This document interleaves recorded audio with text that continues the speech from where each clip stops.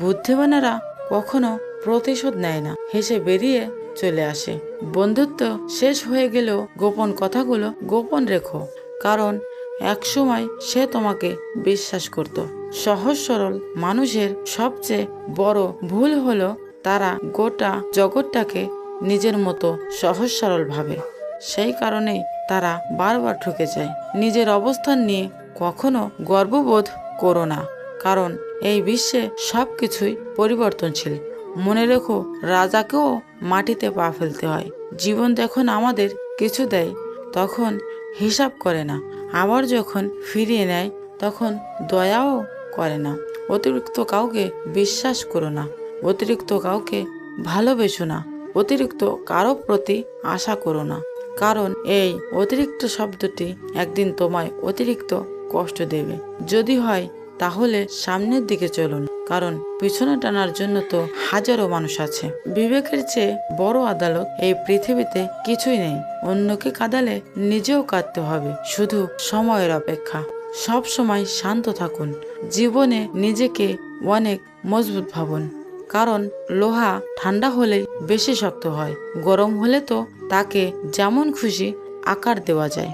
সাময়িক আবেগে পড়ে চিরস্থায়ী সিদ্ধান্ত নিও না। সত্যিকারের ভালোবাসাতে কোনো ধরনের বাহানা থাকে না। এতে না থাকে পরিস্থিতির গল্প, থাকে না বাড়ির থেকে মানা না মানার ব্যাপার। মানুষ যতটা আপন সাজে ততটা আপন নয়। কিছু লোকের ধৈর্য হলো চুপ থাকা, যদিও তার অনেক কিছু বলার থাকে, কিন্তু তারপরেও এরা চুপ থাকে, কারণ এরা ওইসব লোকের সাথে ঝগড়া করতে চায় না যে আপনাকে পাত্তা দেয় না।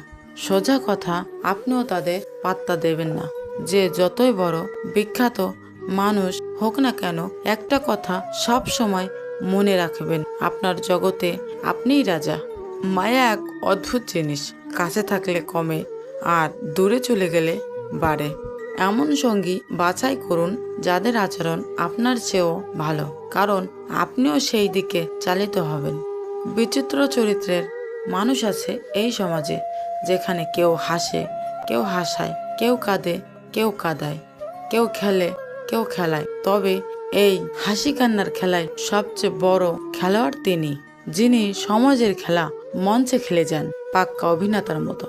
সমাজটাই এমন, সৎ মানুষগুলো অবহেলিত আর অসৎ মানুষগুলো সম্মানিত। সঠিক সিদ্ধান্ত আত্মবিশ্বাসকে দ্বিগুণ বাড়িয়ে দেয়, আর একটা ভুল সিদ্ধান্ত আত্মবিশ্বাসকে দ্বিগুণ কমিয়ে দেয়। চিন্তা যাতে কাজ শেষ হয়ে যায়, আবার এতটাও করবেন না যাতে জীবনটাই শেষ হয়ে যায়।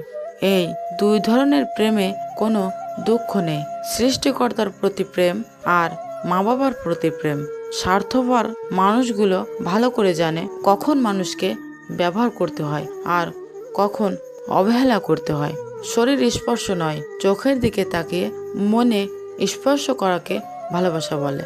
সুস্থ থাকার জন্য মানুষকে হিংসা পরিত্যাগ করা দরকার, কারণ হিংসা মানুষকে ভিতর থেকে গুলিয়ে দেয়।